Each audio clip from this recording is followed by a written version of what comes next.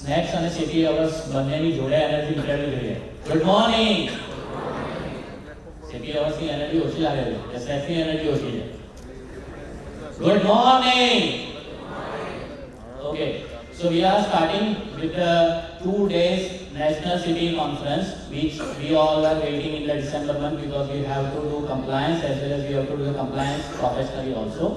So today we are going to have the first session, and it is my great pleasure to introduce you with the faculty, and I am definitely sure I would like to welcome Vikas Jain sir and J.K. Mittal sir on the dais. Please welcome sir.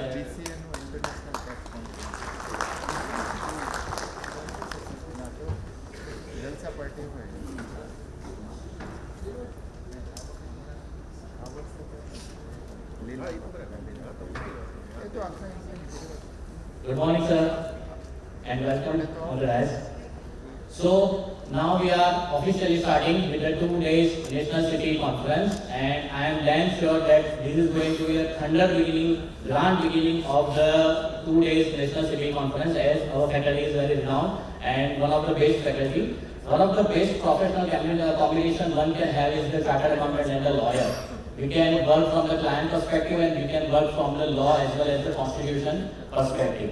So it is my great pleasure to introduce you to the our faculty for the day.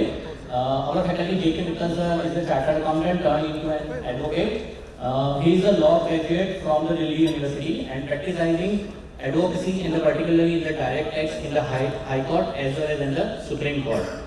He is the co-chairman of the National Council of Indirect Taxes, that is ASSOCHAM. The Supreme Court Bar Association has honored the sir J.K. Mittal sir for the 9 consecutive years, that is from 2006 to 2014, and also in the year 2016 and 2018 on the occasion of the Constitution Day. He is also the author of the several books, Law Practice and the Procedure of the Service Tax, Introduction to the GST, Handbook on the Equalization Levy, Handbook of the GST Law. And there is so more figures to add into his introduction. However, he is being so kind and he has given a very brief profile. So with this introduction, I would like to invite Vikas Jain sir to welcome the sir with the momentum.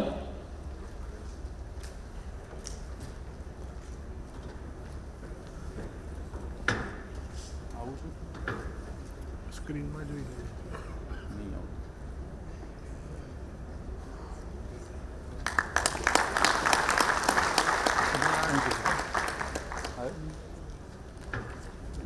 So with this, J.K. Mittal sir, I would like to invite you on the desk. Thank you very much. આગળ કરી दोस्तों नमस्कार. श्री खंडेलवाल जी, chairperson of the Ahmedabad branch, Dr. Anjali Choksi,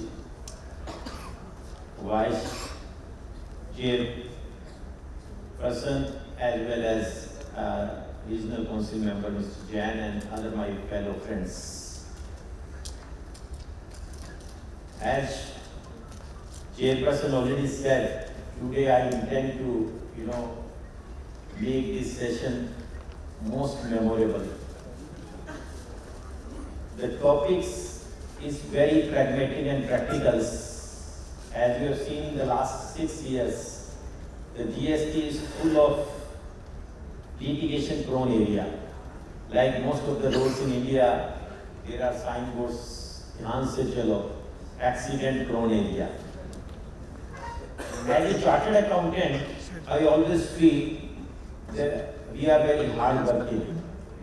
And if we read the law very carefully, we can find lot of things.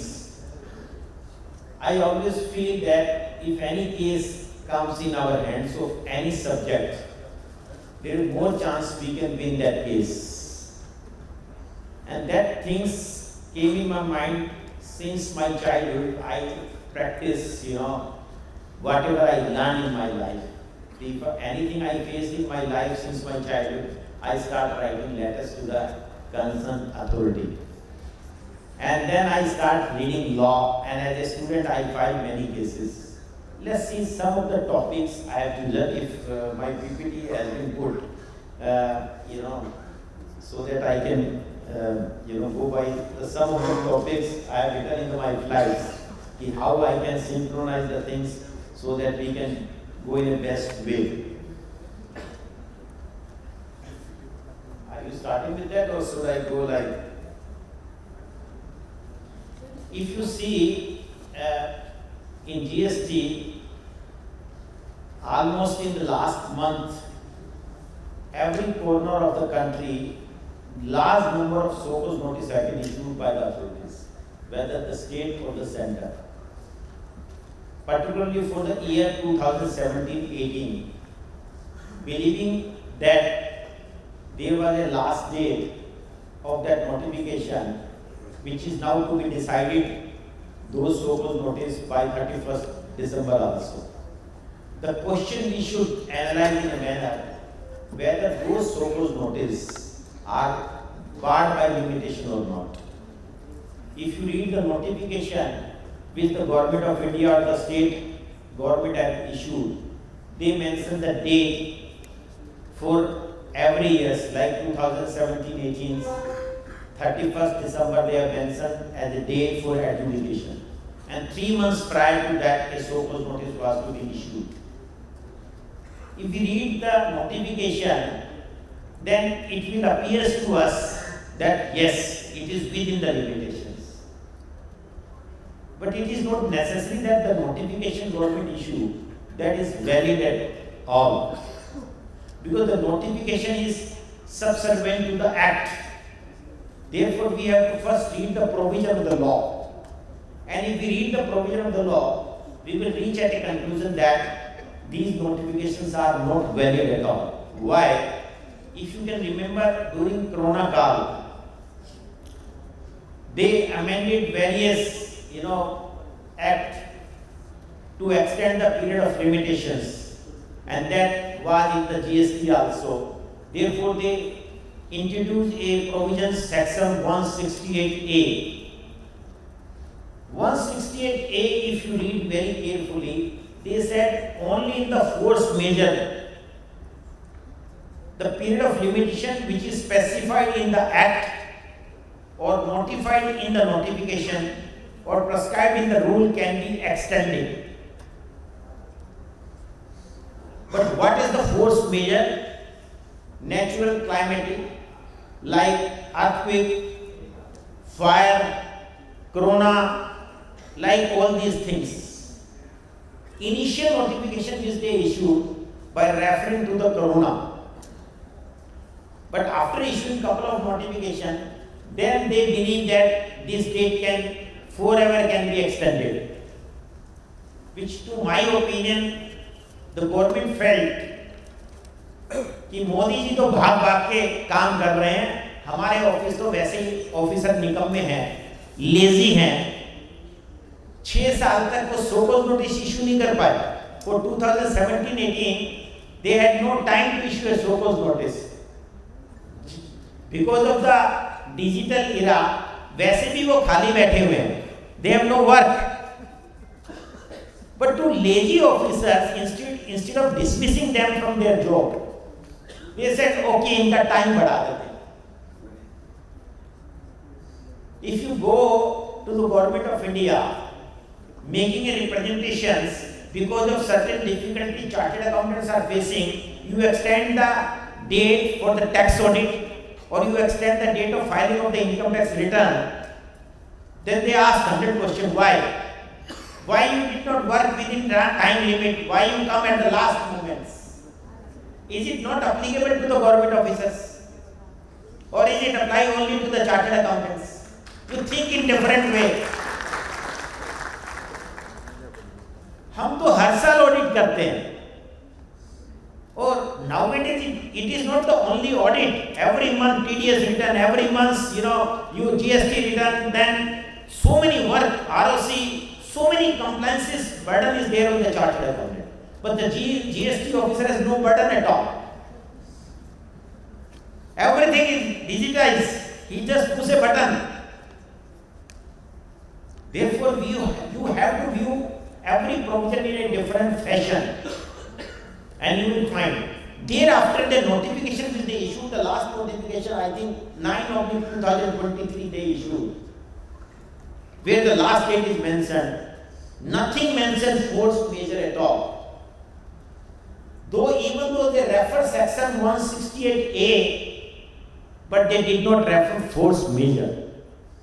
Therefore, how this notification could be termed as a valid notification when it has to be issued only in a force majeure reasons only, which is not even mentioned at all, because वो mention भी कैसे करते? आज अगर notification आए तो कहते हैं कोरोना थोड़ा थोड़ा दोबारा आ रहा है। जब वो notification आया तो कोरोना भी नहीं आ रहा था, कुछ ऐसा हुआ ही नहीं।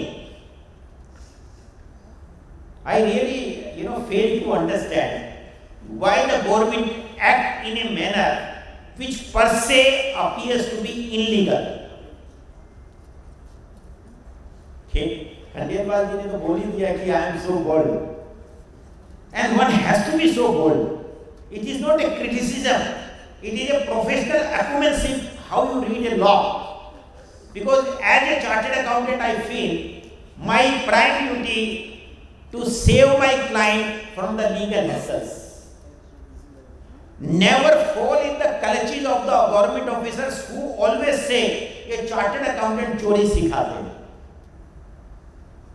आप इन चीजों को इग्नोर करना सीखें. I have coined a term, ignorance is bliss. बहुत सी चीजें मोदी जी कहते हैं, मैं रोज गाली सुनता हूँ, इग्नोर करता रहता हूँ. मैंने भी लाइफ में बहुत गाली सुनी है बचपन से, इसीलिए मैं इतना स्ट्रॉन्ग हूँ. I lost my father when I was in the 4th class. I was never taught even a single second how to read a law, except in the chartered accountancy. As an advocate, I did not get a training even for a second. But the judgment you can read. My junior here, our friends Hardik always said कि sir यहाँ गुजरात में जितने case आपने 15 साल में file किए कोई हार ही नहीं, आप हमेशा जीत जाते हैं, जो हमें लगता है कि नहीं जीत पाएंगे. Therefore, if suppose a case comes to you today about 17-18, can you win that case or not? Don't read the notification because the government officer wants to read. Read as a chartered accountant. Read as a section which quoted that notification, whether the section compliance has been done in the notification or not. Therefore, you can challenge that notification. And you can be rest assured. Because the question of whether you are liable to pay tax or not, that becomes secondary then. Because everybody has to do the work within time limit. If he fails, like in GST, amnesty scheme has come. Why? This scheme came only because you failed to file your appeal within the period of limitation under section 107.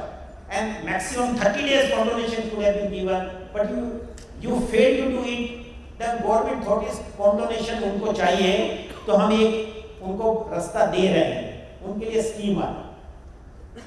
Everybody has to work within time, so that is one of the important things you have to see.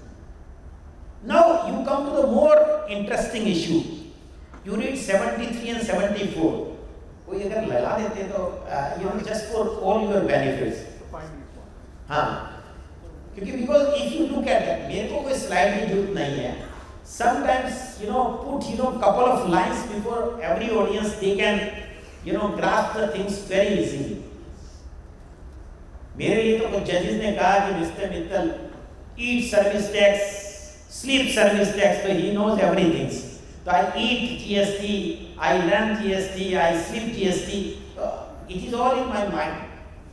But I want to give the benefits. If you read section 73 and 74, where the so-called notice they are issuing in the GST, they have put a period of limitations.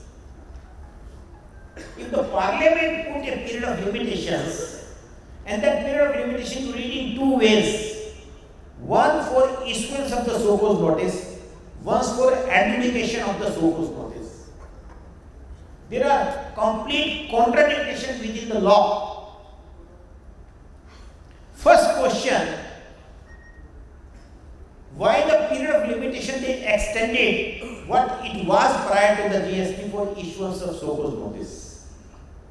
Section 73 read as for recovery of GST in those cases other than fraud, other than misrepresentation, and other than suppression of facts.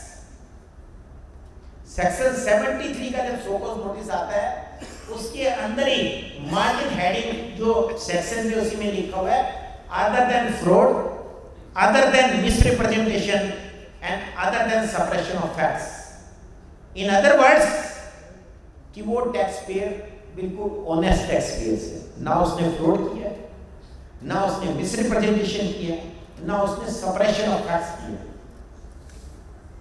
If you read section 11 of the Central Excise Act,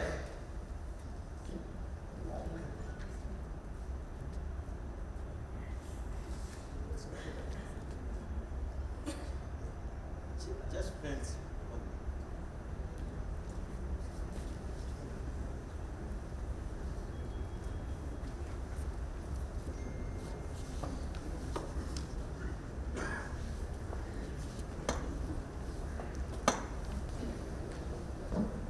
therefore, friends, if you read section 11 of the Central Excise Act, if you read section 73 of the Service Tax Finance Act 1994, which merges into the GST, the similar provisions were there. If there is no fraud, etc., the normal period of remission under Central Excise was only 6 months, which later extended to 1 year, then 2 years.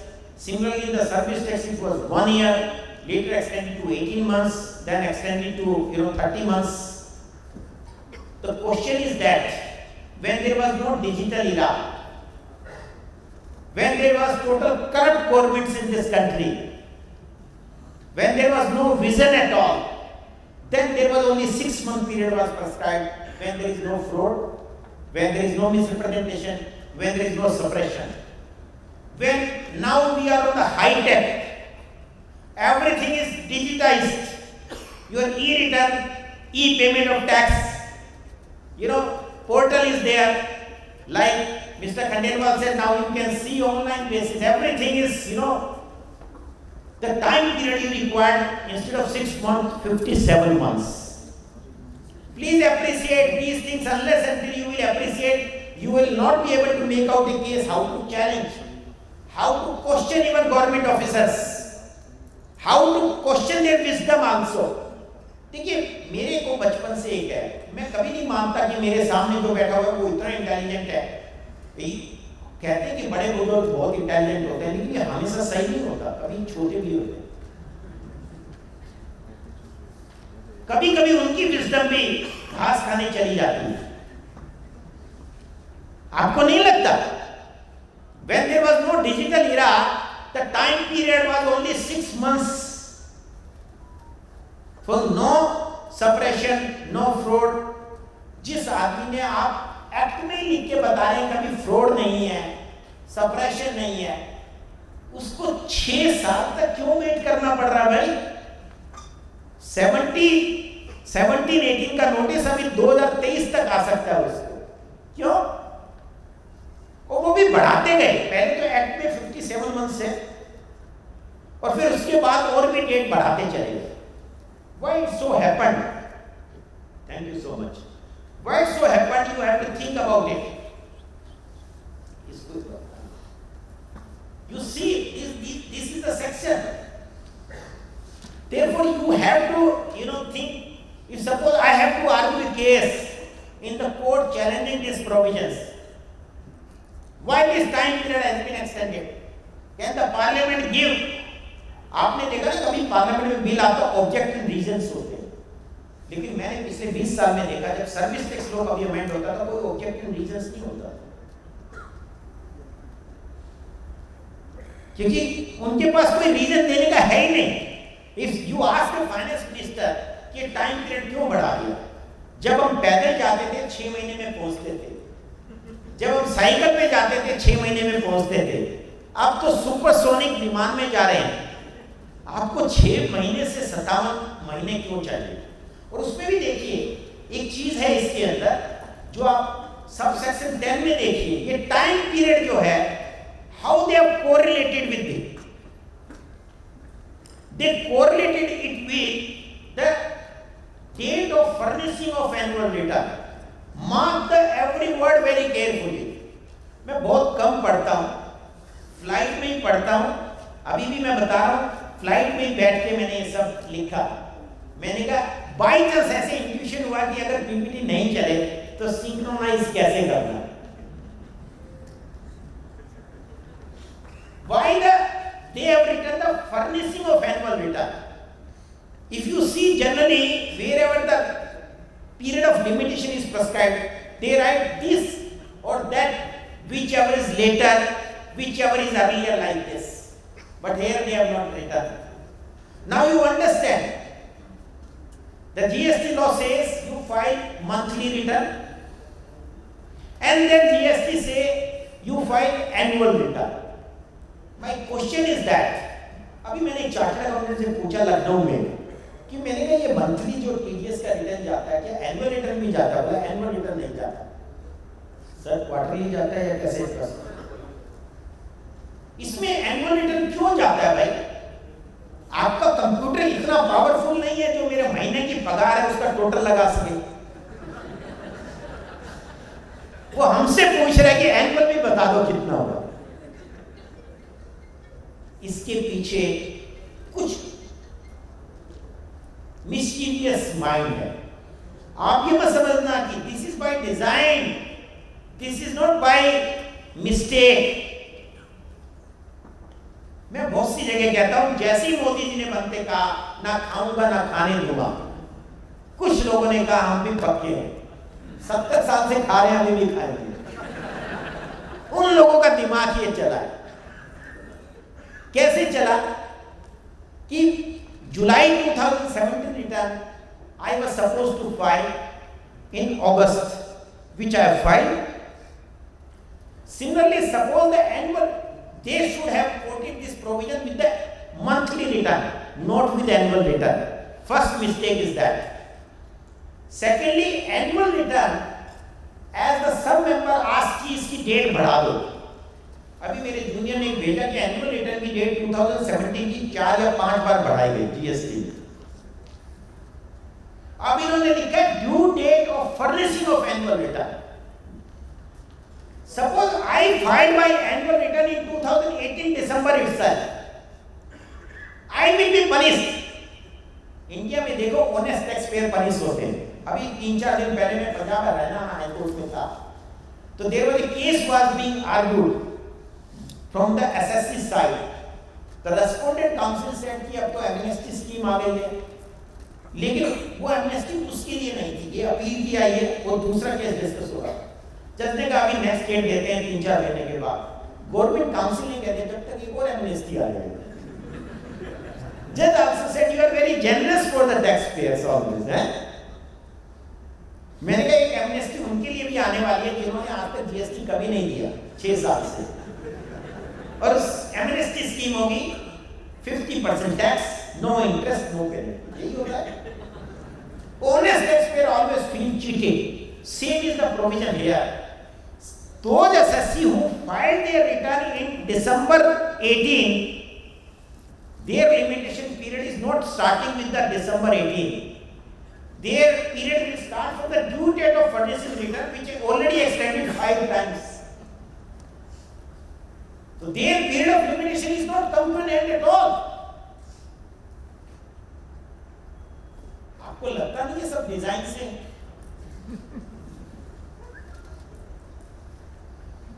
हम भारतीयों में एक कमी है कि हम बहुत ही शांति प्रिय देश। हम हमेशा जो हमारे साथ चीटिंग करता है उसको माफ करते हैं। गजनवी को 17 बार माफ किया ना, एक बार नहीं 17 टाइम्स। अरे भाई उनके पास इतिहास था, 2006 में जीएसटी बनाने लगे थे। ये तो मोदी जी का डंडा चला तो आ गया, अदरवाइज 26 साल और भी नहीं आता। तो उनको इतना टाइम मिला था, और जो एग्जिस्टिंग लॉ है उसी को स्टडी करके बनाना था, उसी में थोड़ी काटछाट करने की। ये नहीं है कि पहले पायदान से नया बनाया। लेकिन उन्होंने कहा कि कुछ ऐसा करना है कि whenever we make a good bridge, we have to keep some portholes so that the people fall in that. There is an accident और उसके भाई का जो हॉस्पिटल नहीं चल रहा वो चलने लगा। नहीं नहीं, यू हैव टू, मैं ये जोकिंगली कह रहा हूँ, यू हैव टू कोरिलेट। जब तक आप इस शार्प माइंड से नहीं सुनेंगे और समझेंगे, यू विल नॉट अंडरस्टैंड उनकी इच्छा शक्ति क्या है। आप सोचिए, जब मैं एयरपोर्ट पैदल 6 महीने में जा सकता था, अब हवाई जहाज आने के बाद वो मेरे को 3, 4, 5 साल लगेंगे, 6 साल लगेंगे। ये तो उल्टा रिवर्स डायरेक्शन में चल रहा है। Therefore, this time period they have date of furnishing of the annual return should be read by the court. Actual date when the assessee filed the annual return. You extend it for other taxpayers, maybe for 10 years. Why honest taxpayers should suffer? Now, one more point, which would be such a fantastic, those who want to be mischievous. मेरे एक एक word को मैं बहुत carefully बता रहा हूँ आपको, ऐसा नहीं है कि मेरे माइंड में वो चीजें नहीं है कि मैं क्या वर्ड यूज कर रहा हूँ, किस लोगों तक पहुंच सकता है।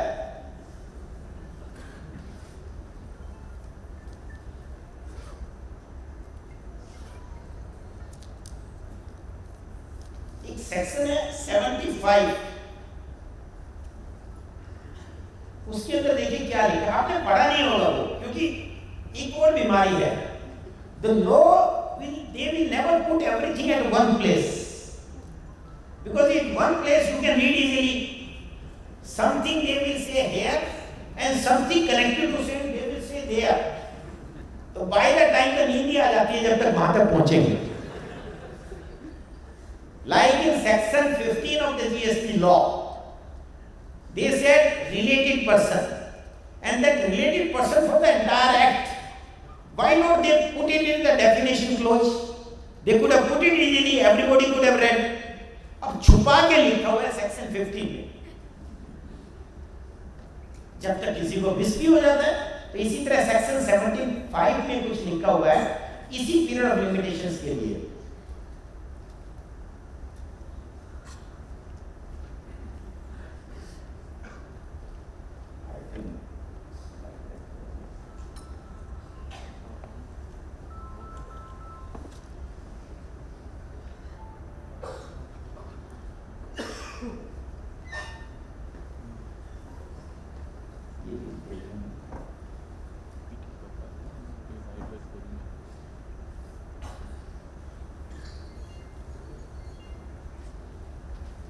This is the slide.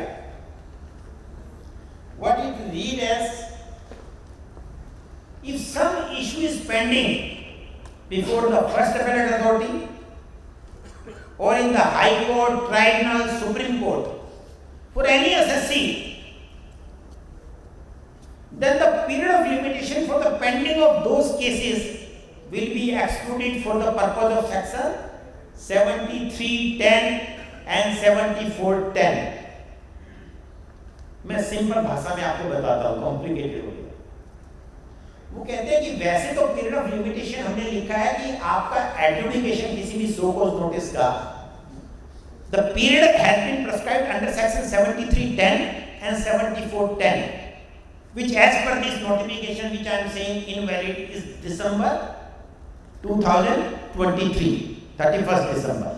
पर आप सोच रहे हो ये भी कट जाएगा ये, नो नो, उनके पास एक ब्रह्मास्त्र।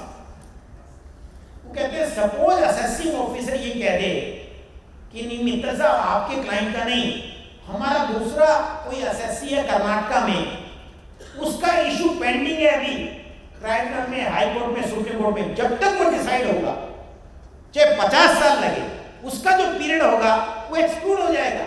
इसका मतलब मैं 50 साल के बाद आपका सोकस नोटिस डिसाइड कर सकता हूं। Have you understood it?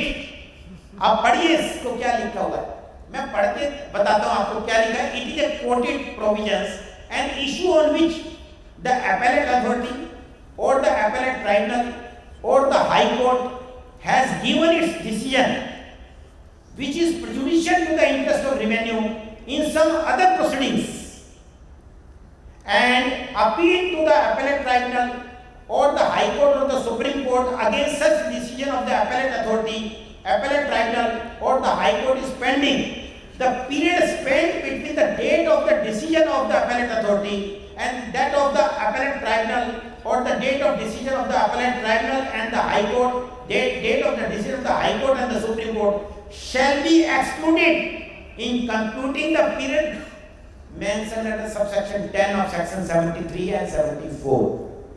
इसका मतलब 73, 74 में जो हमने पीरियड बताया एडजुडिकेशन का कि ये पीरियड रहेगा, उस पीरियड में वो चीज एक्सक्लूड हो जाएगी। अब इस देश के अंदर कोई ना कोई झमेला चलता ही रहता है और वो झमेला डिसाइड भी नहीं होता है। कोई सोचे आप हाई कोर्ट में गए हो आज और कल डिसाइड हो जाएगा, यही नहीं पता, आदमी भूल ही जाता है। अभी मैं कलकत्ता हाई कोर्ट से कल आया हूँ, हमारे 2009 के जो केस है वो लगे हुए हैं और 2023 अभी भी नंबर पहुंचा नहीं, उसमें लिखा हुआ है अभी कोर्ट में फाइल ही नहीं मिल रही है, नहीं लिस्ट में लिखा हुआ, आप जाके देख सकते हैं। अब वो पीरियड 2009 से 2023 का जो है किसी और एसएससी का चल रहा है, वो पीरियड आपके केस में एक्सक्लूड हो जाएगा। अरे फिर ये नोटिफिकेशन भी इशू करने की क्या जरूरत थी? फोर्स मेजर आपके पास तो हथियार है, आप तो केस झूठा बनाते ही हैं। क्योंकि आप देखिए झूठा क्यों मैं कह रहा हूं, their success rate is only 10%। आप कोई आरटीआई लगाएं कि आपने जितने शोकोज पिछले 50 साल में इशू किए कितने आप जीते हैं, तो उनका रिप्लाई आएगा हमारे पास कोई डाटा नहीं, क्योंकि शर्म आती है उनको बताते हुए। भारत सरकार ऐसे एम्प्लॉय को रखती भी है जिसका सक्सेस रेट सिर्फ 10% है, उनको तनख्वाह भी हमारे टैक्स से जाती है। शायद आप तो रखेंगे नहीं, अगर कोई मेरे को रखिए एडवोकेट मेरी सक्सेस रेट 10% है तो कौन रखेगा? अगर आप किसी डॉक्टर के पास जाएं वो पहले ही बता दे बाहर बोर्ड लगा के 10% है बचने की, आप बाहर से चले जाएं। आपको लगता नहीं है पीरियड ऑफ लिमिटेशन का कोई गेम चल रहा है? आई एम श्योर, क्योंकि मेरा 2 पर्पज है आपके से बातें करने का कि हम इस कॉम्प्लेक्सिटी, इस इंटीग्रेशन को इतना ढंग से समझे। हम इंडियंस वैसा ही समझ लेते हैं जैसा सामने वाला बताता है, ऐसा नहीं है। उसके माइंडसेट को समझते समझते 25 साल लग जाते हैं जब तक हमारी जिंदगी चली जाती है। अब ये समय आगे भी है टू वेक अप। हमें समझना है कि जो पुराना कानून था वो तो बहुत अच्छा था, 6 महीने में हमारा पीछा छूट जाता, फ्रॉड नहीं किया। Suppose I took a advice from my chartered accountant friend, an officer suppose did not agree with that, लेकिन अगर 6 महीने का पीरियड था तो चला गया। अब तो 6 महीने का पीरियड खत्म ही है, द्रौपदी का चीर हरण होता है ऐसे हो गया। पहला पीरियड आपने 73 में रखा, वो आपने नहीं माना, फिर नोटिफिकेशन 4-5 बार एक्सटेंड किया, 5 बार शायद नोटिफिकेशन इशू किया। आप देखो नोटिफिकेशन कितनी बार इशू किया, और फिर आपने ये 75-11 भी रखा हुआ है। अब कौन पढ़ेगा 75-11 भी उसमें भी, और अभी शायद ऑफिसर्स को भी नहीं पता हम ऐसा कर सकते हैं। लेकिन उनको पता चल गया, वो कहेंगे ठीक है कोई पीरियड ऑफ लिमिटेशन होता ही नहीं है। अच्छा एक बात होगा, ये पहले नहीं था, ये भी आपको समझना है। जो चोर गवर्नमेंट जिसको बताते हैं उसने ऐसा चोर प्रोविजन नहीं बनाया था, पीठ में छुरा घोंपने वाला। भाई पहले भी तो कानून था, पहले भी सोकर नोटिस आते थे, लेकिन उन्होंने टाइम पीरियड ही नहीं लिखा था एडजुडिकेट कब करना है, 10 साल 20 साल 50 साल। इसलिए गुजरात हाईकोर्ट से स्टार्ट हुआ, अब सभी हाईकोर्ट कहती है आपने 3 साल में डिसाइड नहीं किया, सो को ही चला। फिर मोदी गवर्नमेंट जब से आई 2015 में central excise law and service tax law amend हुआ ऑन आवर रिप्रेजेंटेशन, कि मैंने कहा आपके सोकोज नोटिस कभी डिसाइड ही नहीं है, तो उन्होंने लिखा maximum within 1 year it is to be decided. अब कोर्ट के काफी जजमेंट भी आए। This was the first topic I thought I should discuss with you. Now let's start with the another topic also. लेकिन एक बार आपको पहली slide में दिखा देता हूँ so that you can grasp the things very easily.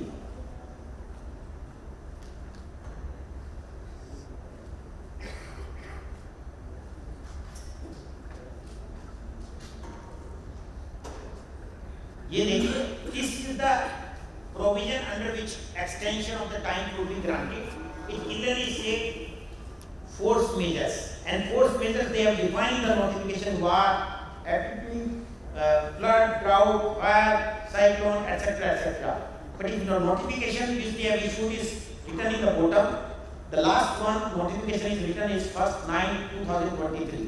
First notification में लिखा हुआ था COVID-19, सेकंड में भी COVID-19, थर्ड फोर्थ में सोचा अब ये कौन पढ़ता है इतना, बस डेट एक्सटेंड हो गया, उन्होंने लिखा भी नहीं, झूठी लिख देते, नहीं है क्या नहीं, कोविड को जस्ट देख लेता, उन्होंने सोचा कि लिखने की जरूरत नहीं है, 9 मैंने रिप्रोड्यूस किया है, आप ये एक्चुअली देखिए इसमें कहीं फोर्स मेजर नहीं लिखा, ये सोचते कि जो नोटिफिकेशन पहले कोविड में इशू किया था उसी नोटिफिकेशन का अमेंडेड निकाल देते हैं तो अपने आप, अरे भाई उस टाइम कोविड था, अब नहीं है, you can't continue with that. हाँ, इसलिए लिख देते कि हमारे ऑफिसर जो है वो न्यायिक निकम्मे हैं, लेजी है, इसलिए टाइम बढ़ा रहे हैं तो हम माफ कर देते हैं।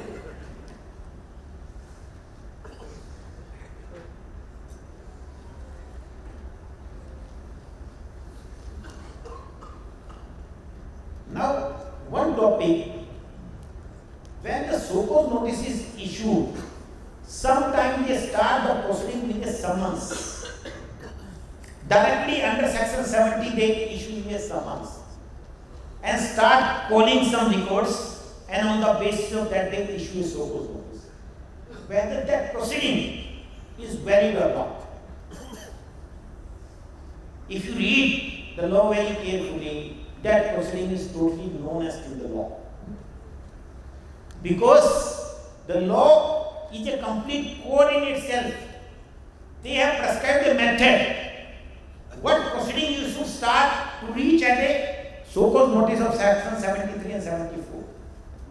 Not by summons. Summon is only a mechanism or a procedural things to collect an evidence. But the proceeding has to be started in a prescribed law. I have just quoted a few provisions. If you read the just headline, these are the provisions which is there where the section 73 and 74 so-called notice can be issued. First, section 21, recovery of credit distributed in excess. If that proceeding is initiated, then only law says a so-called notice under section 73 and 74 can be issued. Similarly, if you read section 51, TDS under GST, 73, 74 so-called notice can be issued. Section 61, scrutiny of return, under that also 73, 74 notice can be issued. Then you read further section 64, summary assessment. Then 73, 74 notice can be issued. Then 65, audit. After conducting audit, if they find something, 73, 74 can be issued. And then special audit 66. These are the only provisions under which a so-called notice later on can be issued. They are connected with 73 and 74. But in most of the cases, if you will see, all justice officers at the rank of the superintendent, they issue at the first instance to a summons. और summons के अंदर पहली line लिखी रहती है I so and so, और आप ऐसे सोचते हो कि जैसे कोई शपथ ले रहा मुख्यमंत्री ने, making an GST evasion inquiry, वो ये भी नहीं लिखता किस कंपनी के अगेंस्ट कर रहे हैं, किस जीएसटी इवेजन की बात कर रहे हैं, और स्टार्ट कॉलिंग द रिकॉर्ड्स। और पहला रिकॉर्ड का होता है कि आपकी जीएसटी 3D लेके आओ, दूसरा होता है जीएसटी R1 लेके आओ, तीसरा लिखता है जीएसटी 26AS लेके आओ, फिर लिखते हैं 2A लेके आओ। क्या मैं झूठ बोल रहा हूं? ऐसा लिखते हैं क्या नहीं? और मोदी जी कहते हैं सब कुछ पोर्टल पे डाल दिया है, फिर वो हमसे मांग रहे हैं। अभी खंडेलवाल जी ने कहा ना कि अब आपको रियल टाइम बेसिस पे देखेगा, ये होना चाहिए। मैं तो जब सीए स्टूडेंट था तभी से उनसे लड़ता था। जब मैं when I qualified chartered accountancy course, तो इंस्टीट्यूट के पास बाजू में रहते थे हम, आते जाते इंस्टीट्यूट रुक जाते थे, दिल्ली के 6 महीना लग गया, डिग्री नहीं दिया। प्रोफेसर ने कहा आप रोज आ जाते हो, इतनी क्या जल्दी है? अरे भाई फैमिली में पहला कोई चार्टर्ड अकाउंटेंट बना है तो डिग्री देखने का शौक नहीं रहेगा। आखिरी में मेरे को कहना पड़ा कि ब्याह करवाना भाई इसलिए।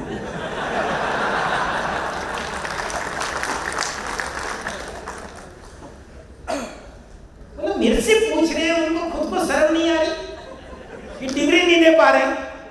और अभी तलाटी जी ने अदर कॉन्फ्रेंस में उनके साथ था जब प्रेसिडेंट बने चंडीगढ़ में, उन्होंने कहा अब हमने इंस्टीट्यूट में कह दिया है कि आप बच्चों से इंटरमीडिएट की और फाइनल की मार्कशीट नहीं मांगेंगे, क्योंकि दी तो हमने ही है, अब आप हमसे मांग रहे हैं। ये बात भी इंस्टीट्यूट को 70 साल के बाद समझ में आई।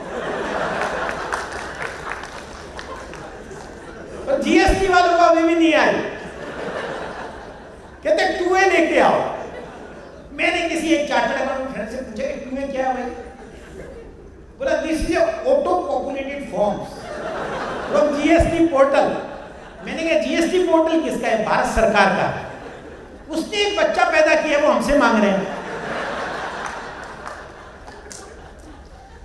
How they can ask? और आप देखी भी आते, सिंपली मना कर दिया गया कि I understand this is a auto populated form from your portal, you please have from your portal only, और हमें भी एक कॉपी उसकी भेज दें।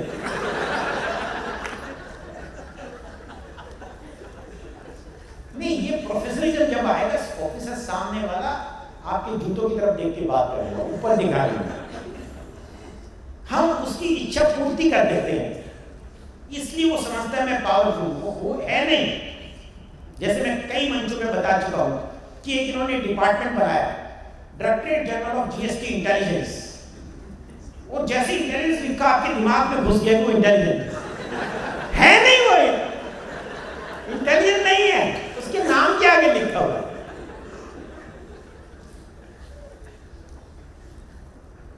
Therefore, you must understand how the proceedings should be initiated, whether valid or not. हम सोकोज के लिए वो अल्टीमेटली सोकोज ही देता है और कुछ नहीं कर सकता। Therefore, we have to understand कि उसका जो तौर तरीका है वो बिल्कुल ठीक नहीं है लॉ के हिसाब से। Every officer is bound by the law. फिर तो जीएसटी लॉ सिर्फ एक पेज का बना सकते हो। Whenever anyone wants anything, he can ask. बस वेरी सिंपल। मेरे को तो समझ में नहीं आता कि आपकी ईमेल जब मैं पढ़ता हूं तो लिखा रहता है before taking a print out care for environment. क्या ये भारत सरकार के ऑफिसर्स पे लागू नहीं हो? वो हमसे 2A 3B ये सब मांग रहे हैं, वो एनवायरनमेंट फ्रेंडली बनाने के लिए तो पोर्टल पे डाला है। एक बार आप इस लॉ को इस ढंग से पढ़ेंगे, आपको उनके जैसे मोदी जी को एक बार झप्पी पाने के बाद समझ में आ गया कि पाकिस्तान लातों की बातों से नहीं मानते, तो दोबारा बातचीत भी नहीं करते हैं। जाने की तो बात ही छोड़ दो, एक ही बार माफ करना चाहिए, एक ही बार। 17 बार करोगे तो फिर सोमनाथ की तरह लुटते चले जाओगे। Therefore you understand their psyche। जो अपने कंप्यूटर से चीज नहीं निकाल सकता वो मेरे घर में आ रहा मांगने के लिए, इसका मतलब मेरे को लगता है उसके दिमाग में कुछ प्रॉब्लम है। वो पुराने नया भारत नहीं, पुराने भारत की तरह सोच रहा है कि लिफाफा लेके कोई आ गया। नेक्स्ट, एक इन्होंने प्रोविजन बनाया, स्लाइड नंबर 13 है, इस पे नंबर नहीं आ रहा है, मैं लिख के लाया था कि मैंने कहा डायरेक्टली उसी में चले जाए या कोई ऑपरेट कर सकता है। 13 number, slide number 13। Very interesting, something different I want to tell you about these provisions. They introduce a provisions कि prior to the so-called notice, intimation shall be sent to you, जिसको वो DRC 01A कहते हैं, कि आपको so-called notice आने से पहले एक so-called दिया जाएगा। ये स्लाइड नहीं है, this we go further। Previous इससे पहले आगे ना, yes, very interesting things However, they amended this rule also. Earlier it was a shall, now they have said may. But we are not on the shall and may. They said prior to the issuance of so-called notice, an intimation will be sent to you. And in that intimation you will be requested to pay the GST along with interest and penalty. And then opportunity is given to file a reply. And then they will issue a show cause notice. You please appreciate from the advocate point of view कि एक advocate चोर को कैसे बचा ले। मैं थोड़ा सा स्टोरी आपको सुना देता हूँ ताकि आपको जल्दी समझ में आए। एक बार एक कोई था पुराने जमाने का, वो बहुत ब्राइब लेता था। वो ब्राइब लेके ट्रंक में रखता था, रात को लोग लगा के उस पर सील लगा के उसी पे चादर डाल के डेली सोता था। जैसे अभी मिले 250 करोड़ रुपए शायद उतना इकट्ठा हो गया, लेकिन किसी ने उसकी कंप्लेंट कर दी, सीबीआई पहुंच गई। अब सीबीआई उस ट्रक को ले आई और उसको खोला पत्रकारों के सामने कि उसमें तो 250 करोड़ रुपया निकला है। अब उसको अरेस्ट कर लिया, कोर्ट के अंदर लाए। अब कोर्ट के अंदर उस पर मुकदमा जब चला, जज साहब ने कहा आपका वकील, वकील की कोई जरूरत नहीं, आई माई सेल्फ इज बिना क्वालिफाइड वकील है। बोला कि आप घूस लेते हैं? बोला ये बिल्कुल घूस लेते हैं। ये तो सीबीआई ने भी नहीं कहा कि मैंने किससे घूस ली है। बोला नहीं, आपके घर से ट्रक मिला। ये बात बिल्कुल सही है। बोला उस ट्रक में 250 करोड़ रुपए मिले। बोला ये बात भी बिल्कुल ठीक है, लेकिन इससे ये कि साबित होता है मैं घूस लेता हूं। ये मिला है पैसा, आप ले लो। उसने कहा जज साहब क्या किसी की मदद करना गुनाह होता है? बोला बिल्कुल नहीं। बोला मेरा पड़ोसी जो he was in difficulty and he was running away from the house, कि वो एक ट्रक भर के मेरे घर में रख गया कि मैं अपनी जान बचाने भागा हुआ हूं, रोड्स हो गए हैं और जब वापस आऊंगा तो एक ट्रक ले लूंगा। बोला मैं 20 साल से उसकी रखवाली कर रहा हूं, वो आया नहीं आज तक। अब मेरे को क्या पता उसमें क्या रख के गया हो। अगर इसमें पैसा है तो आप ले लो। देखो तो mind you have to work. उसने पैसा घूस लेके इकट्ठा किया, लेकिन उसने चेंज ही कर दिया पूरे ट्रैक, तो वो बच गया। Therefore, जब ये बनाया जाता है तो ये बेट है। जैसे आप you go in jungle Hunt करने के लिए जाते हैं, तो ऐसे हंट नहीं करते ना, उसका एक तरीका होता है हंट करने का। ये प्रोविजन उन्होंने इजाज किया कि once a so-called notice will come, you will file a reply.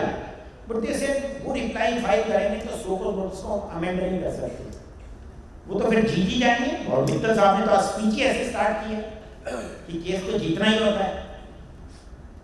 तो बोला कि नहीं, मित्तल साहब क्या सोच रहे हैं, उसको थोड़ा सा एक बार टुकड़ा फेंक के पहले उसका जान ले जाओ और फिर उसको फांस लेंगे। Before issuing a final so-called notice, they want to issue a intimation और आपका reply मांग लेते हैं। और most of the professionals throughout the country they give the full reply, full defense। और वो आपका डिफेंस जब जान लेता है तो फिर वो so-called notice ऐसे बना देता है, फिर आपको बचने का रास्ता ही नहीं। I challenge those provisions in 2017 itself in Kolkata High Court, वो pending है। मैं कहता these provisions are illegal। आप मेरा defence before you finally make an allegation, how you can know? आप बोलो कि आप अपना डिफेंस कब बताते हैं? जब फाइनल चीज आएगी तभी बताएंगे ना। Why I will tell in advance? और पूरा GST law income tax law के कॉन्ट्रेरी चलता है, क्योंकि GST law is based upon earlier law of service tax in centre. पहले आपको समन भेजता है, फिर एक स्टेटमेंट रिकॉर्ड करता है, और स्टेटमेंट में वो सारे लीगल क्वेश्चन पूछता है इनलीगली जो पूछ नहीं सकता है कि आपको बताओ ये एग्जेम्पशन नहीं मिलती है, आपका इस क्लासिफिकेशन में नहीं आता है, आपका ये एक्सपोर्ट ऑफ सर्विस में नहीं आता है, आपका टैक्स रेट 18% लगेगा 9% की बजाय, और आप सारा अपना डिफेंस उस स्टेटमेंट में बताते हो, पहला तो वो होगा, फिर वो इंटीमेशन देगा, फिर दोबारा से राइटिंग में लिख के बताते हो, और फिर वो फाइनल सोर्स देता है, तब हमारे पास आते हो, और फिर कहता है सर इसका रिप्लाई देना है। तो मैंने कहा रिप्लाई तो आप दे चुके हो पहले, अब क्या देंगे रिप्लाई में? थोड़ा बहुत कांचा, वो ठीक है, कुछ पॉइंट निकाल लेंगे, why you told all these things. Income tax में ऐसा नहीं होता। इनकम टैक्स में असेसमेंट के टाइम पे ही वो सब कुछ पूछता है, असेसमेंट से पहले कोई भी लीगल क्वेश्चन नहीं पूछता। देखो this provisions first, suppose A notice come under this intimation, don't give a too much reply, only give a one line reply, I don't agree with these allegations, that's all, so that उसको पता ही ना चले हम क्या सोच रहे हैं। आप बहुत गहराई से सोचना, मैं आपको बता रहा हूँ, वकालत वाली चीज है। देखो जब सामने वाला पता चल जाता है आपको कैसा है, वैसा ही बिहेवियर आपको करना है। ये फॉरेन कंट्री का टैक्स कलेक्टर नहीं है जो फोन करके प्यार से पूछेगा, ये तो पूछ तो अच्छा तू मेरे को कानून सिखाएगा। हम जज के सामने आज भी गुजरात हाईकोर्ट में जाएंगे, जज को कहते हैं open my Lord page number 75, he himself open, उसके लिए कोई नौकर नहीं आता है, तो कमिश्नर, अच्छा अब मेरे को कानून सिखाने आए हैं। वो फाइल नहीं खोलता है, वो ये पूछता है आपने लिख दिया इसमें, ठीक है हम देख लें। अरे भाई 2 महीने पहले लिख के क्या था, अभी तक नहीं देखा, क्या देखोगे? नहीं, और अपने सुप्रीम को कहता है देख लेना जरा ऑर्डर बना दो, बस वो चिड़िया मार देता है। ऐसा कोर्ट में नहीं होता है। वेदर यू एग्री और नॉट, जज अपने कानों से हमारी बात सुनता है, जज अपनी जबान से ऑर्डर डिक्टेट कराता है, वेदर यू लाइक इट और नॉट, दिमाग उसका खुद का चलता है। जितनी मेहनत हम करवाते हैं हम करते हैं, हम कहते हैं सेक्शन पढ़िए माय लॉर्ड 73, तो ओपन करते हैं बुक से पढ़ते हैं। आपने रेडी देखा होगा, कोई गवर्नमेंट ऑफिसर आप जाते हैं, आप ईमानदारी से बताना, यहाँ कोई बैठा भी नहीं है, बैठा हो तो भी परवाह नहीं करनी चाहिए। फैक्ट है कि कभी किताब खोल के पढ़ते हैं, आप ईमानदारी से बताओ आप इतनी बार डिपार्टमेंट जाते हैं। और जज अब तो आपको यूट्यूब पे मिलेंगे, अभी यूट्यूब खोलो गुजरात हाईकोर्ट अभी चल रही है आपके सामने, क्या खोलता है क्या नहीं जज किताबें। जज कैन ओपन ए बुक, जज कैन रीड ए प्रोविजन, जज can understand that, but officers तो बुक ही नहीं खोलते। अच्छा हमें सिखाने आए, उसके दिमाग में पहले से ही, पर वो ऐसे लगता है हमसे लड़ाई कर रहा है। Therefore, what is this kind? Therefore, you have to understand this provision is not meant to give any benefit to you. This is only to आपको फंसाने के लिए। जब आपको पता चल गया कि ये बेट है आपको फंसाने के लिए, हंट करने के लिए, तो उसका रिप्लाई भी उतनी ही चतुराई से आपको देना। Don't open all your cards unless a case is made against you. Are you agree with me or not? और हम गलती करते हैं। मैं थोड़े दिन पहले नागपुर ब्रांच में था, एक सीए ने कहा कि हमने ये बता दिया और बोला कि अच्छा इसमें नहीं फॉलो करते तो आपने इसका शो दे दिया आपको। मैंने कहा क्यों बताया आपने पहले? वो गलत राह पे चल रहा था, चलने देते, शो को जाता आप जीत जाते। सर ये तो मैंने सोचा ही, आज आपने बताया। मैंने कहा बताया मत करो उनको। जब भी स्टेटमेंट रिकॉर्ड करते हैं कोई लीगल क्वेश्चन कोई नहीं पूछ सकता, पूरे वर्ल्ड में कोई भी लीगल क्वेश्चन किसी भी एक्ट में स्टेटमेंट में नहीं पूछ सकता, चाहे वो सीबीआई वाला हो, चाहे पीएमएलए वाला हो, चाहे वो पुलिस वाला हो, चाहे इनकम टैक्स वाला हो, चाहे जीएसटी वाला हो, वो स्टेटमेंट ऑफ फैक्ट पूछ सकता है। He has no power to ask any question कि आपके ये एग्रीमेंट की इंटरप्रिटेशन क्या है, do you fall under this or not, read this definition of the GST law whether you fall under or not। अरे भाई ये उसका पूछने का ही है, आप सिर्फ उसके अपने क्लाइंट को सिखाएं कि उस अपना क्लाइंट क्या कहेगा, these are legal question, these will be answered by my advocates। बस फैक्ट आपको पूछना है, पूछिए हमारी टर्नओवर कितनी है बता देंगे, हमारा ये बिल है यस, हमारे पास माल आया कि नहीं आया, इस पे टैक्स लगता है नहीं लगता है, ये लीगल है नहीं लीगल है, ये सब जब केस बनेगा वो आंसर करेगा। आप जितना इस चीज को गहराई से समझेंगे बिल्कुल आप एकदम चेंज माइंड से जाएंगे। और हो सकता है कल से डिपार्टमेंट पूछेगा कि किसका लेक्चर सुन के आए हो, क्यों रिमांड सुन के। अभी एक प्रोविजन, आप स्लाइड नंबर 14 निकालें, 14 नीचे स्लाइड नंबर आ रहा होगा, देखो कितना बढ़िया मदद हो जाएगी। तो देखो ठीक है, कितना गलत गलत प्रोविजंस बनाते हैं वो आपको बता रहा हूं। अभी मैंने on the last Friday I think I was in Allahabad high court, इसी चीज के ऊपर आप सेक्शन इसमें देखें 75(3) नीचे नीचे लिखा हुआ है section 75(3) time limit for order to be passed in remand. If appellate authority अगर कोई केस को रिमांड करती है तो इस प्रोविजन में लिखा हुआ है उसको ऑर्डर 2 साल में पास करना है। अब ये प्रोविजन पढ़ के तो आपको लगेगा, क्या लगेगा, appellate authority has the power to remand. अब आप पढ़ें section 107, that is the slide number 37। आप स्लाइड नंबर 37 निकालें। आप कहेंगे कि मित्तल साहब लगता है तैयारी करके आए हैं समझाने के लिए। हमें डिपार्टमेंट गलत है कि नहीं है उससे हमें कोई मतलब नहीं है। हमें तो एज ए चार्टर्ड अकाउंटेंट समझना है कि how I can explore the law in a manner which can benefit to my client. आप हमेशा ध्यान रखें कि डॉक्टर जब इलाज करता है कोई दिमाग में कतई नहीं रखता कि ये चोर है कि आतंकवादी है, लुटेरा है। उसका काम है उसका पेशेंट ठीक हो जाए। इसी तरह एडवोकेट भी यही दिमाग में रखता है। कोई जज नहीं पूछता कि अच्छा इस स्मगलर को बचाने क्यों आए, कोई जज ये नहीं कहता। इसी तरह आप सोचा करें, आपकी गवर्नमेंट ऑफिसर आके आपको क्या कहते हैं किसी मंच पे, इग्नोरेंस इज ब्लिस। नहीं जी सीए सिखाता है, अरे सीए का काम सिखाना। CA is not a government, CA profession है और हर प्रोफेशन में जैसे होता है वो अपने क्लाइंट के लिए काम करता है, तो वो भी अपने क्लाइंट के लिए। Party to a crime is a totally different issue. वो तो फिर एडवोकेट हो कोई भी हो, फिर तो देन वो एडवोकेट ही नहीं होता, वो तो क्रिमिनल्स हो जाता है। लेकिन एज ए प्रोफेशनल्स हमारे को कोई चैलेंज नहीं कर सकता। सपोज 1000 करोड़ की डिमांड आती है, हम कोर्ट में जाएंगे, जज ऐसे भूल देखते हैं मेरे को नीचे से ऊपर तक, क्यों बचाने आ रहे? वो तो बड़ा प्यार से सुनता है, वो तो बल्कि पॉजिटिव होकर सुनता है कि कुछ अच्छा पॉइंट ही लेके आए होंगे, नहीं कि इसको भी बचा सकते हैं। नहीं रियली मैं बता रहा हूं, मेरे को लीगल प्रोफेशन इतना अच्छा लगता है कि कभी बोरियत नहीं होती। उसी सेक्शन को फ्लाइट में पढ़ते कुछ नया नजर आ जाता है, क्लाइंट को बचाने का तरीका।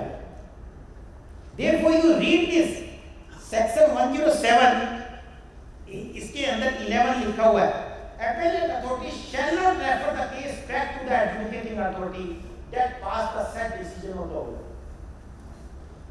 क्या मतलब हुआ इसका? रिमांड नहीं कर सकते हैं, और उसमें लिखा हुआ है रिमांड ऑर्डर पे 2 साल में ऑर्डर पास करेंगे। How it could have happened? How it could have happened?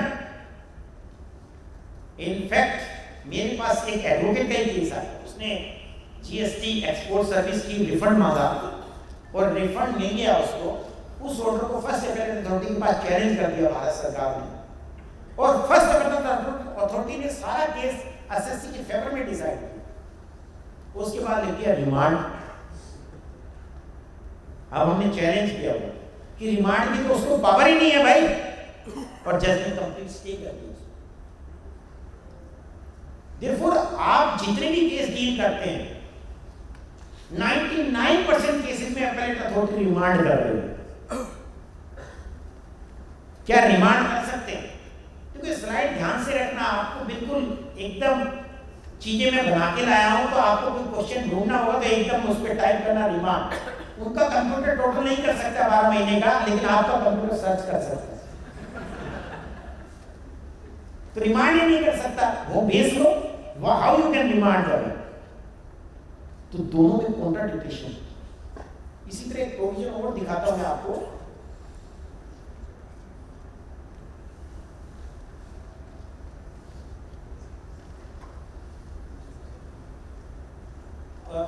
Slide number 33, very interesting because हमारा so-called notice adjudications, like this, how you can deal with this situation. 33 slide number. Yes. ये देखिए audit की power है. एक बार इससे next slide दिखा के फिर वापस इस पे आना. नेक्स्ट, इससे next. 2023 was a great year for the GST.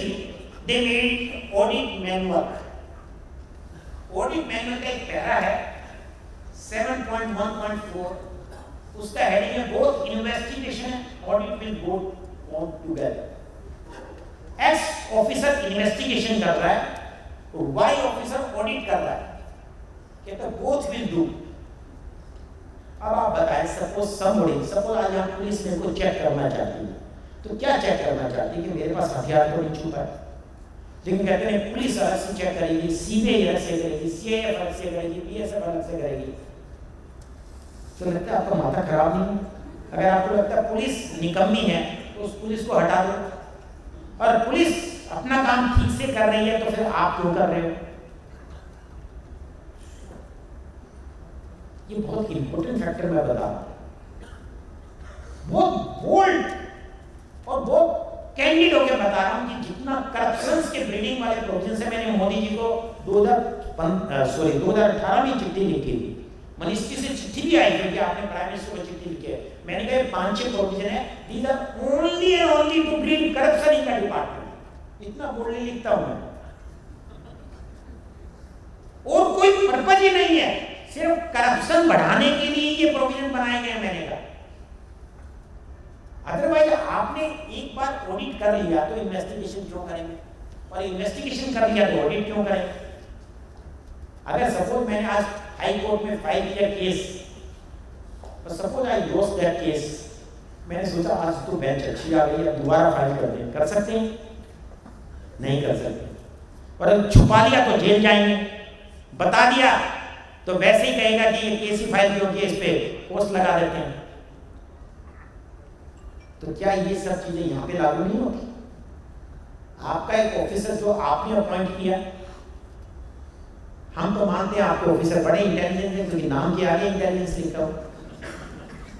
अगर वो निकम्मा है तो मैं क्या कर सकता हूं भाई?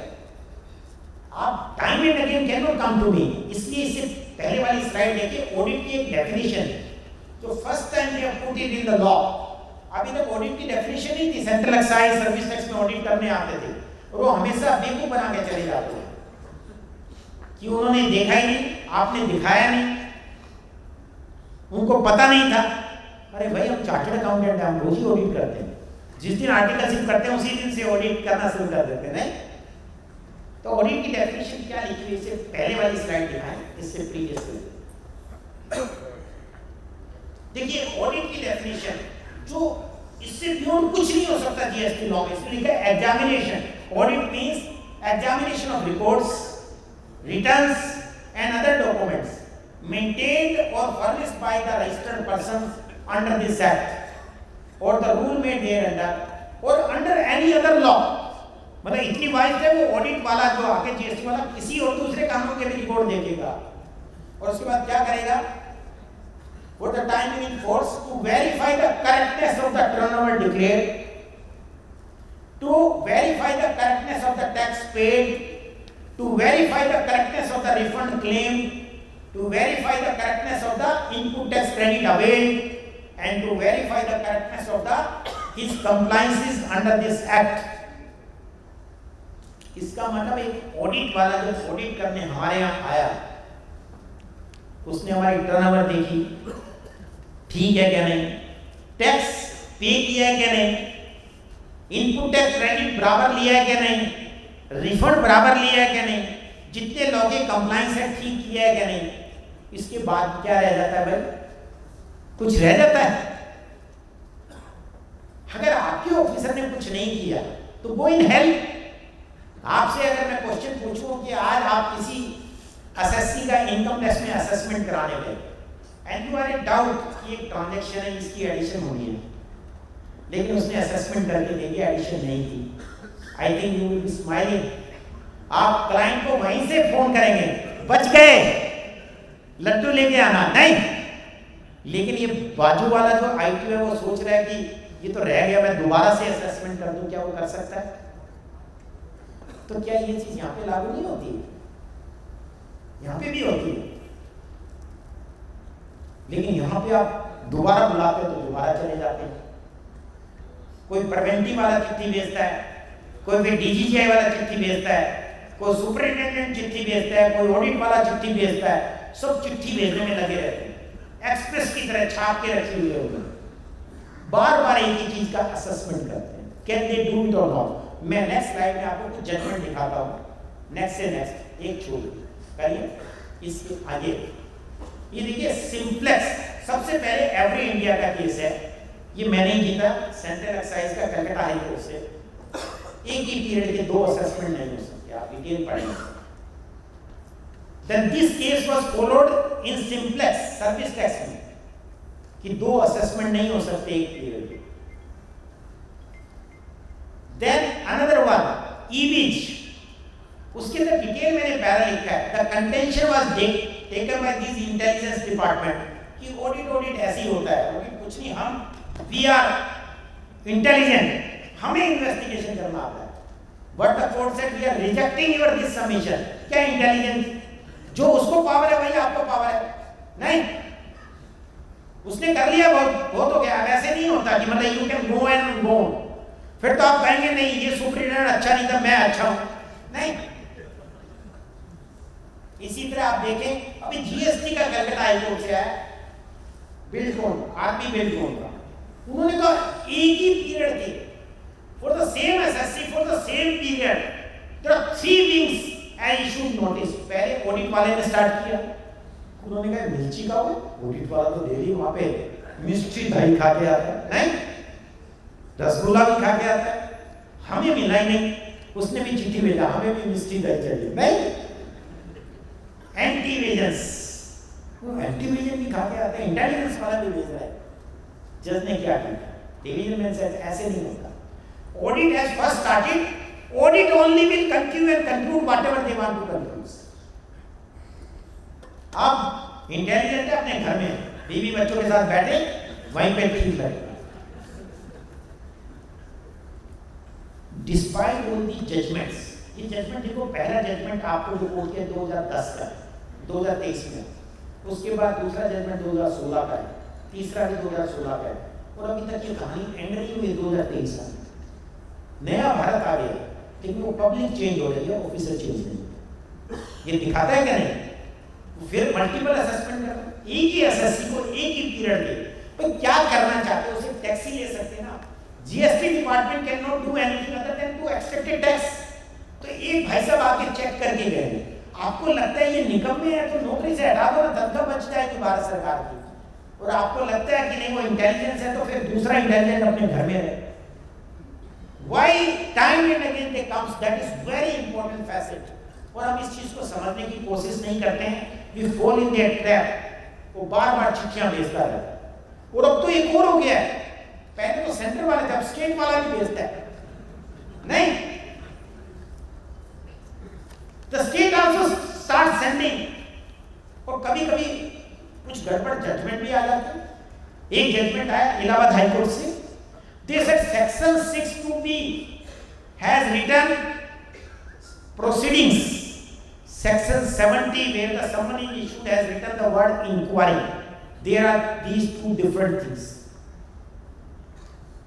ये डिफरेंट नहीं है भाई, आप प्रोसीडिंग बोलो, इंक्वायरी बोलो, इन्वेस्टिगेशन बोलो, आपने एक बच्चे के 10 नाम रखे हुए हैं, हम क्या कर सकते हैं? पर्पज एक ही है उनका, टू कलेक्ट टैक्स। और टैक्स कहां से कलेक्ट करेंगे? अच्छा, एक और इंटरेस्टिंग फैक्टर्स है, आपने कभी इनकम टैक्स का सर्च सुना है? अभी रिसेंटली तो सुना ही, कितने करोड़ मिले? 300 करोड़ हैं, 250 crore, 200 crore. GST tried to search only the recorded transactions. आप देखो कितना हंसी आएगी आपको, इनकम टैक्स वहां जाता है जहां पे अनरिकॉर्डेड ट्रांजैक्शंस, और जीएसटी वहां जाता है जहां रिकॉर्डेड ट्रांजैक्शंस। आपकी बैलेंस शीट, बोला हम सच में क्या लेके जाते हैं? Balance sheet. सच में क्या लेके जाते हैं? आपके लेजर्स। अरे भाई, जो ट्रांजैक्शन बुक्स पे लिखी है उसका क्या ढूंढेंगे उसमें? नहीं, कोई बिजनेसमैन सभी चार्टर्ड अकाउंटेंट रखते हैं, जो बुक्स में लिखा है वो तो पूछ के लिखा है। नहीं, बराबर जचाया है हमने? नहीं, असली है नकली है वो बात की बात है। आपने मिस्टी दही का बिल मांगा, बिल मिल गया। नहीं, उसका पेमेंट मांगा, पेमेंट मिल गया, खत्म। अब मिस्टी दही तो मिलेगा नहीं, क्योंकि वो तो 5 साल पहले 2017 जुलाई में खा चुके। Therefore, this is very important factor कि we cannot multiple time investigate the same assessee। ये नहीं कि वो छूट गया और रह गया, ये एक ने और पता है। This is not different subject matter। वो पहले वाला जो है ऑडिट में वो इनपुट टैक्स क्रेडिट देख रहा था। जो भाई आप ही ऑडिट करते हैं चार्टर्ड अकाउंटेंट, तो आप सिर्फ एक ही चीज देखने जाते हैं। हम इनकम टैक्स वालों को भी सिखा देते हैं कि पहला असेसमेंट करेगा कि नहीं हमारा प्रिंटिंग एंड स्टेशनरी एक्सपेंसेस बराबर है क्या नहीं। फिर दूसरा असेसमेंट 6 महीने बाद नोटिस भेजेगा, दूसरा आईटीओ मिस्त्री देंगे नहीं कि आपका कन्वेंस एक्सपेंडिचर ठीक है क्या नहीं। फिर तो असेसमेंट कभी कंप्लीट नहीं होगा 25 साल में। Therefore, you should be very careful once these officers are asking you कि कैसे। Next, एक slide नंबर 10 है, slide नंबर 10 है sir. Very interesting issue has arisen. Once you have taken input tax credit in the previous regime, which you transfer to the Tran 1. Now the question arises whether the GST officer can examine or verify whatever credit you have taken. अच्छा time हो गया है तो कोई बात नहीं, दोबारा फिर आने का मौका मिलेगा। This slide, let me finish. Next, less than 5 minutes में we will finish. ये स्लाइड नहीं चल रहा है, टाइम हो गया ना, क्योंकि that's why the computer is very intelligent। सिर्फ GST वालों का कंप्यूटर टोटल नहीं लगा सकता, हमारे वाले ने तो टाइम भी बता दिया। नहीं मेरे को अच्छा लगा कि आज आपको हंसी भी आ रही है लेक्चर सुनते हुए। मतलब थोड़ा सा लाइटर मोड में आप सुनेंगे तो उसको समझ में भी अच्छा आता है। देखिए स्लाइड नहीं है, बहुत कुछ मेरे को बताना था। मैं तो सोच के तो इतना आया था, मेरे को लगता है कि आई टारगेटेड टिल 5 PM प्रोबेबली। नहीं आप तो रेडी हैं, लेकिन मेरे अदर फ्रेंड्स आ रहे हैं, तो दोबारा मेरे को बुलाएंगे नहीं अहमदाबाद पे, कहेंगे कि मित्र साहब दूसरे का टाइम ले जाते हैं। एनक्रोचमेंट नहीं करना चाहिए। देखिए this provision of input tax credit उन्होंने कैसे लॉ बनाया, मैं थोड़ा सा टेक्निक सिखाता हूं कि how the mischievous mind you can read it. उन्होंने एक प्रोविजन बनाया, rule 121। This says the amount of credit under sub rule 3 of section 117 may be verified and a proceeding under section 73 or 74 may be initiated. Now what is 117? 117 is a Tran 1। अगर आप ये rule पढ़ेंगे sir 121, it goes in your mind कि वो verify कर सकता है। It goes in your mind he can issue even a show cause notice। But if you read your CA intermediate law book, the rule cannot supersede the act। ये सबको पता है, वो अप्लाई नहीं करते। मेरी मदर इलिटरेट थी लेकिन पढ़ाती बहुत अच्छा थी, तो उन्होंने बताया कि बेटा जो पढ़ते हो उसको गुना करो, that means you have to follow it whatever you have been taught in your life. यानी कि जो हम किताब में पढ़ते हैं, लाइफ में जो भी चीज सिखाते हैं उसको फॉलो करो। हम यही मिस्टेक करते हैं कि सीए में हमने पढ़ा कि rule can not supersede the act, but हम उसको फॉलो नहीं करते। जब ये रूल पढ़ते हैं तो हमने कहा कि नहीं रूल में तो लिखा हुआ है, कांट वी रीड इट कि rule can not supersede the act. Act भी मैंने नीचे लिखा है, सेक्शन ये सारा लिखा है। What is section 73 says the input tax credit wrongly availed, तभी उसका नोटिस दे सकते हैं। Input tax credit, what is input tax credit? This is defined in the law. Input tax credit means the input tax means these are the taxes under the GST law। ये जो नाम है ना, ये पहले पैदा ही नहीं हुए थे। जो इंटीग्रेटेड टैक्स और ये जितने भी टैक्स लिखे हैं सेक्शन 9 में, CGST, SGST, all these are born on 1st July 2017, where the tran one is the previous credit which you transfer to the new house. Can a so cause notice be issued for the? वो तो पुराना वाला देखेगा, sale tax वाला, VAT वाला, service tax या excise वाला देखेगा उसको। ये तो सिर्फ वहां से चल के यहाँ है, वहां पे ठीक था क्या नहीं था वो देखना है। अब वो टाइम पीरियड चला गया, उन्होंने कहा एक रूल बना देते हैं।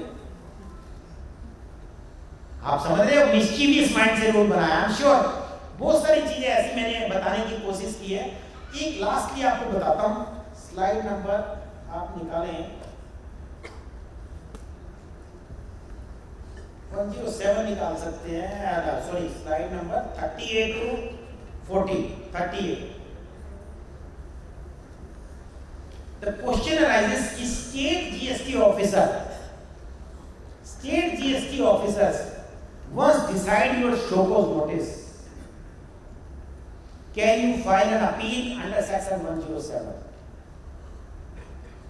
Answer is no. अब ये मत कहना हम तो रोज फाइल कर रहे हैं, फाइल तो सब कर रहे हैं।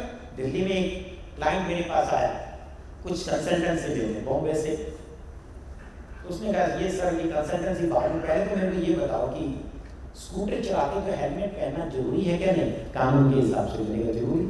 बोला लेकिन मैं तो आपके ऑफिस से कहा, मैंने देखा थाउजेंड्स लोग नहीं पहने हुए, तो उसको कंफ्यूजन हो गया, नहीं पहने का मतलब पहनना है क्या नहीं। इसका मतलब आप अपील फाइल कर रहे हैं, इसका मतलब ये नहीं कि अपील फाइल हो सकती है, वो फाइल भी कर रहे हैं, एक्सेप्ट भी कर रहे हैं। क्योंकि अगर आप टाइम नहीं है, मैं वैसे ही बताता हूं कि जब आप पढ़ेंगे appeal can be filed against an order pass by adjudicating authority. देखो कितना लॉ के अंदर खामियां हैं, यू कैन रीड इट।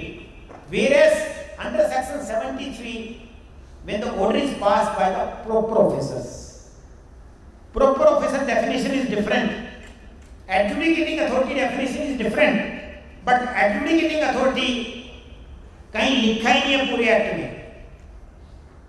इसका मतलब प्रॉपर ऑफिसर का ऑर्डर आप चैलेंज करते हो।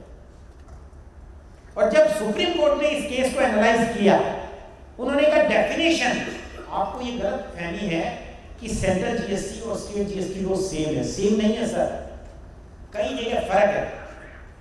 उसके लिए जैसे आज हम पढ़ रहे हैं और पढ़ा रहे हैं, वैसे ही पढ़ना पड़ता है। तो जो एडजुडिकेटिंग अथॉरिटी की डेफिनेशन है, उसमें लिखा हुआ है adjudicating authority does not include A commissioner. और पूरे स्टेट जीएसटी लॉ में सारी पावर कमिश्नर को है। Commissioner under 5(3) delegate to the junior officers, which was done in Radhakrishnan case.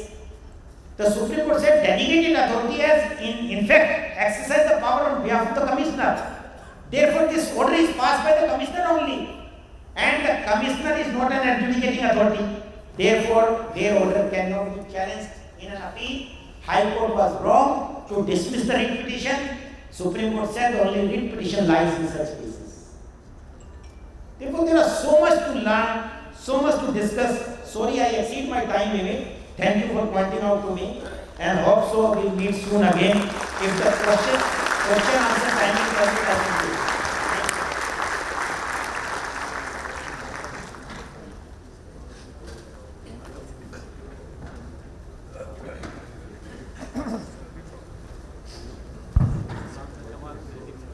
Good noon, friends. It was indeed a wonderful session. We all enjoyed, and as if we wished कि ये और चलता रहे और sir को सुनते रहे. But time has its own limitations, and our another esteemed faculty, the senior counsel Tushar Bhai Himani is also here with us. So we have to follow the timelines and everything, and accordingly we have to move ahead. So sir, it was indeed a wonderful session, and we have learned so many things today also, and would like to have you many more times in Ahmedabad. Thank you very much. Now there is a small presentation of 3 minutes from Neogen. So immediately after that, we'll start with the session. So please don't go away. Thank you. Thanks a lot.